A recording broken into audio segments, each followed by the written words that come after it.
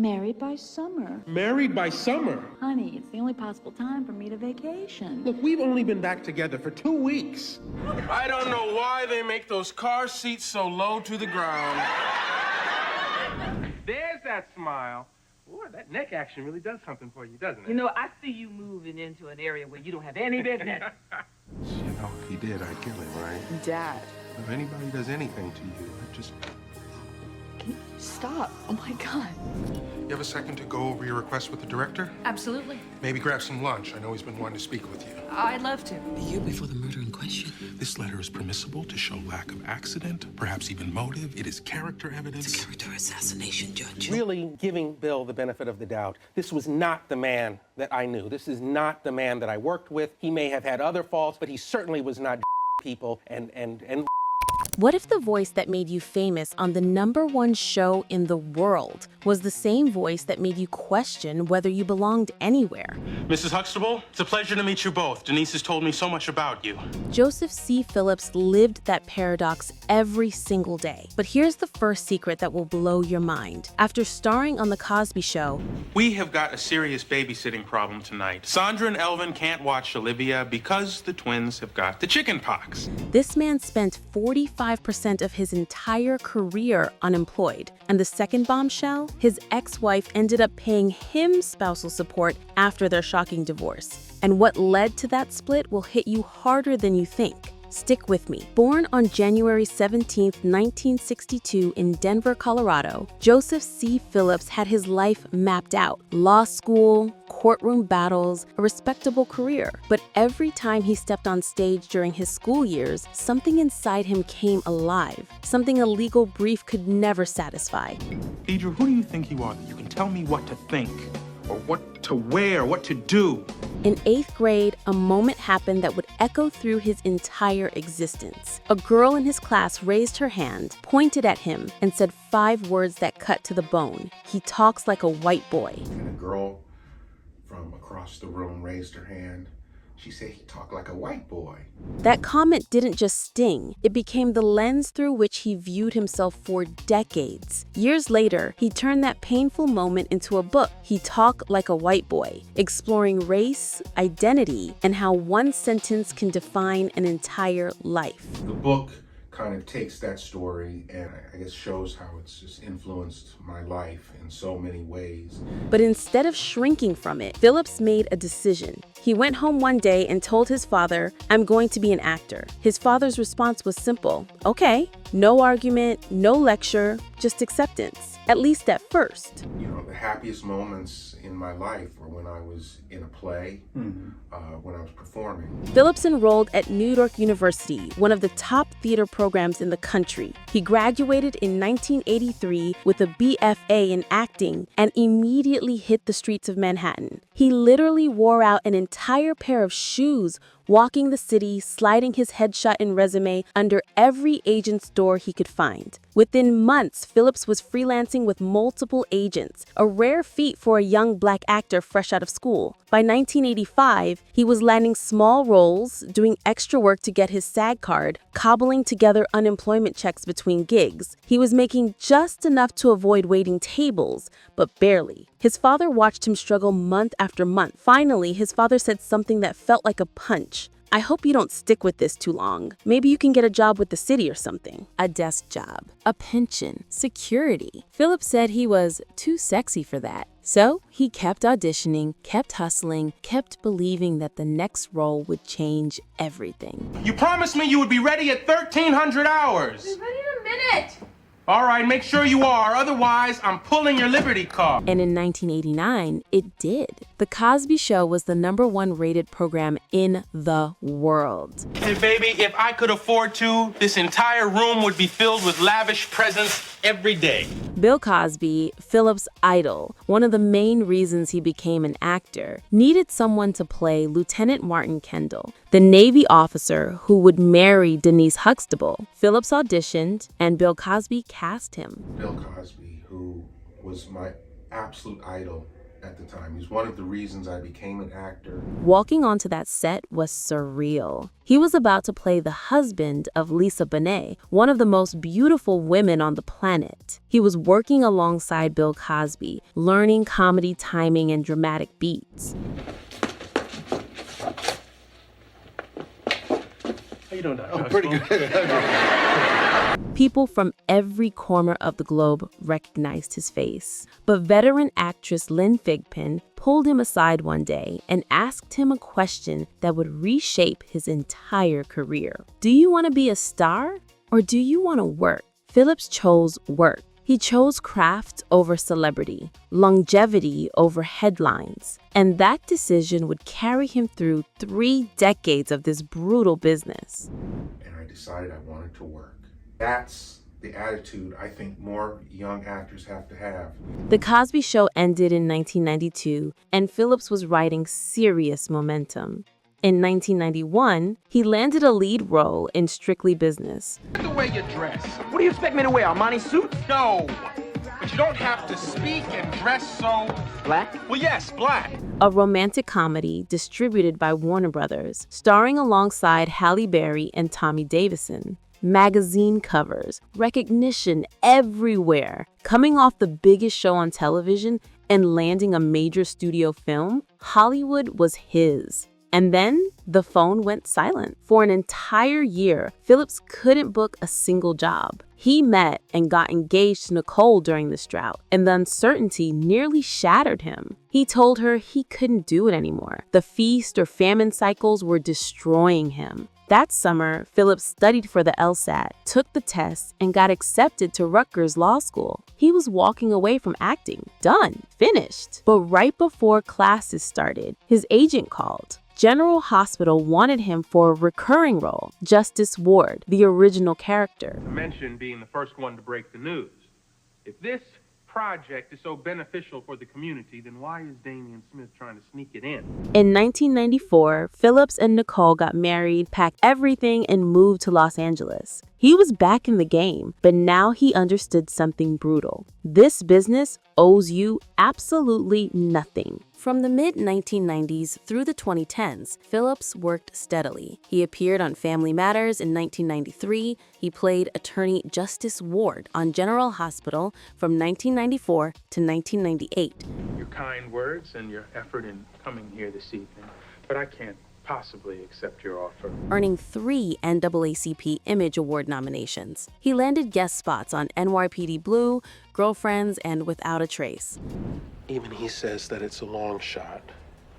And these other options, the septal ablation and the myectomy, honey, this is open heart surgery. In 1998, Phillips made his Broadway debut in 6 Degrees of Separation, playing Paul, a role that required him to kiss another man on stage. He understudied the lead, ready to step in at any moment. When people asked if he was comfortable playing gay characters, Phillips didn't hesitate. I'm an actor. Why wouldn't I? This is an incredible question to me. He was an actor. That's what actors do. Over his career, he played several gay roles, and he was excellent in each one. His only question was never about the character's sexuality. It was about the quality of the material and whether he could look his children in the eye afterward. Which brings us to the role that taught him exactly where his line was drawn. In the late 1990s, the script for How High landed on his desk. Phillips needed the money desperately. Work had slowed down, bills were piling up. He opened the script and read the first 6 or 7 pages.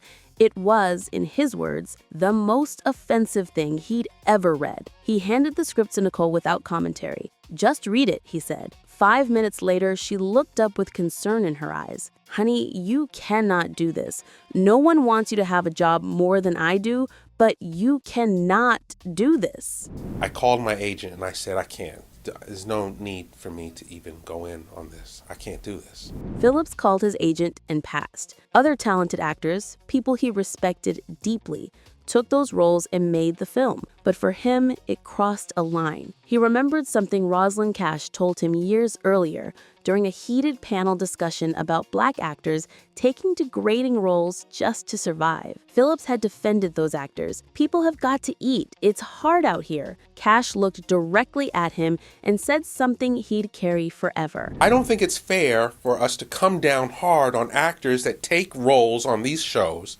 because people have got to eat. I have never been that hungry, and if you are ever that hungry, you come to my house and I will feed you. Months after that conversation, Phillips was cast as Cash's grandson on General Hospital. They worked closely together, and he grew to love and respect her profoundly. Cash was the first Black woman in Hollywood to lock her hair, and she didn't work for a long time because of it. She had paid the ultimate price for integrity. Throughout the 2000s and 2010s, Phillips kept grinding, but there were two roles he desperately wanted and never got. The first, a private detective. Growing up, he consumed Mannix, Hawaii Five-0, Cannon, and Barnaby Jones. He wanted to be that guy, the lead detective with his own show. He came close, playing cops and rogue CIA agents, but never that classic private eye. One of the things that I wanted to do more than anything was be a detective on TV. The second unfulfilled dream, a Western. Phillips is obsessed with Westerns. He can talk about the genre for hours. He watched with deep envy as other Black actors got to wear cowboy hats and ride horses, but those opportunities never materialized during his prime years. The other thing is I love Westerns. I'm a huge Westerns fan. Huge. But Phillips wasn't just acting. By the mid-2000s, he'd become a syndicated political columnist, writing The Way I See It for over 30 publications for 8 years. His conservative views raised eyebrows in liberal Hollywood, but he didn't care. He published He Talked Like a White Boy, transforming that 8th grade wound into a powerful exploration of race and identity. He made back his advance and still receives residual checks. In December 2005, Phillips appeared on Court TV debating the Stanley Tookie Williams death penalty case. He worked with Young America's Foundation and was appointed by Governor Arnold Schwarzenegger to the State Board of Directors of the California African American Museum. He joined Alpha Phi Alpha Fraternity, Inc., connecting with a brotherhood committed to service and excellence. During his first year of marriage to Nicole, he attended culinary school. Years later, he opened his own chicken ring restaurant, creating every single recipe himself. Phillips and Nicole built a life together. They had 3 sons, Connor, Ellis, and Samuel, and Phillips was fiercely protective of his family. He tried to shield them from Hollywood's chaos, raising them with stability despite the industry's unpredictability. But something was happening beneath the surface, something Phillips struggled with privately for years. Depression. It started slowly, then intensified after his mother's death. The grief was overwhelming, and it began affecting everything: his work, his relationships, his marriage. Phillips and Nicole tried everything to save what they'd built. They went to marriage counseling. They fought for their relationship. But the depression was relentless, and by November 2017, they quietly separated. In July 2018, after 23 years of marriage, Nicole filed for divorce, citing irreconcilable differences. The news shocked fans who believed they had the perfect Hollywood marriage. Nicole requested custody of their youngest son, Samuel, who was still a minor. She also asked the court to deny Joseph any spousal support. The court had other ideas. In January 2019, when the divorce was finalized, the judge ruled that Nicole, who apparently earned significantly more income, would pay Joseph $833 per month in child support, plus spousal support starting at $2,258 per month and eventually reducing to $1,659 per month. She was also ordered to pay $5,000 toward his legal fees. It was a rare reversal, the wife paying the husband's support, and it made headlines. But for Phillips, it wasn't a victory. It was the end of a 23-year partnership and the collapse of a family he tried desperately to hold together. Phillips has been candid about what went wrong. He's spoken openly about his battle with depression and how it cost him his marriage. The loss of his mother compounded everything, sending him into a spiral that therapy and counseling couldn't fully resolve. But he kept working. From 2017 to 2020, Phillips appeared in 4 seasons of Netflix's hit series 13 Reasons Why, playing Colonel Greg Davis. If anybody does anything to you, just Can you stop? Oh my God. will you remember that? He had recurring roles on The Resident as Dr. Jeffrey Pierce, Dr. Bell, there are a lot of supplements out there. What makes 3B Life different? 3B Life is a proprietary blend of nutrients. and on Criminal Minds as Deputy Director James Barber. Well, I'm not going to sugarcoat it. It's a political position, and the vetting process can be grueling. But you wouldn't be on the short list if we didn't think you can handle it. He guest starred on How to Get Away with Murder as Alvin Cox, Are you saying you felt your home was a safe place? Yes. Your Honor, I'd like to introduce as evidence a letter written by the witness. Objection, this letter wasn't in any of the discovery. He also appeared in films like Let's Talk About Sex and Midnight Blue. In 2022, Phillips made a significant career pivot. He joined the faculty at Clark Atlanta University as a professor in the Theater and Communications Department, teaching the next generation of actors. It's a role that allows him to share decades of industry knowledge with students who remind him of his younger self, hungry, passionate, and willing to bet everything on a dream. When young actors approach him today for advice, Phillips doesn't sugarcoat anything. It's hard out here, and people go long months between gigs. This is a terrible career choice. You can't make a worse choice than getting into this business. The industry doesn't need you, doesn't like you, won't miss you when you're gone. It's ruthless, unforgiving, and designed to chew people up and spit them out. Does he encourage his own sons to pursue acting? No, I don't want my kids anywhere near this business. Hell no. But here's that first shocking secret I promised, the one that will change how you see every successful actor. Phillips sat down one day and calculated his entire career. Every job, every gap, every paycheck, every soul-crushing dry spell. I went through my entire career one day just to see, and worked out that 45% of my career I was unemployed. 45% of his career, nearly half, he was unemployed. A man who starred on the #1 show in the world, who had a lead role in a Warner Brothers film, who did Broadway, earned NAACP nominations, guest starred on dozens of shows. He spent almost half his career out of work. And he was one of the lucky ones. Most SAG members, on any given day, 97% are unemployed. The competition is vicious, the odds are brutal, and past success guarantees nothing about your next job. Phillips never became a household name beyond The Cosby Show. He never had the franchise films or the talk show circuit, but he survived. He worked. He raised 3 sons. He taught them integrity, even when it cost him roles and money. Would he put on a dress for the right role? Absolutely. Would he cry on camera? Without question. Would he play any character, regardless of sexuality, controversy, or public perception, if the material was strong? Of course I would. It's a crazy question. Would I spend my entire career in a dress? Yes. His only marker remains simple. Can he look his children in the eye afterward? Phillips thinks about his idols constantly.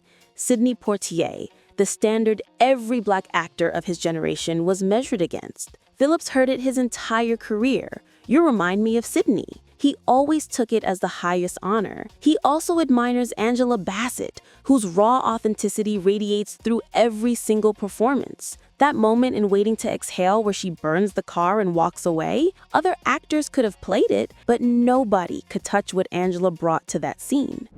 There are a lot of people who could have done that scene, it would have been good, but nobody can touch how Angela played that. In recent years, Phillips has reflected deeply on his time with The Cosby Show. In a 2023 interview, watching old clips, he's transported back instantly. Cosby, who was my absolute idol at the time. He's one of the reasons I became an actor.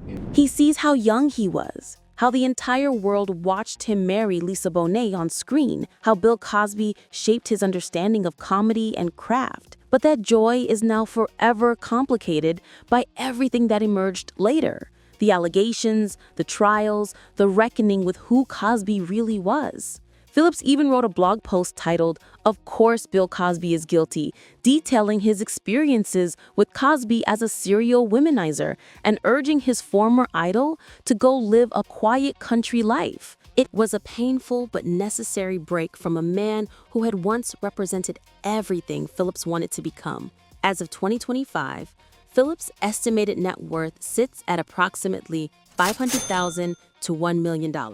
A modest sum for someone who spent 4 decades in Hollywood. It's a stark reminder that most actors aren't millionaires living in mansions.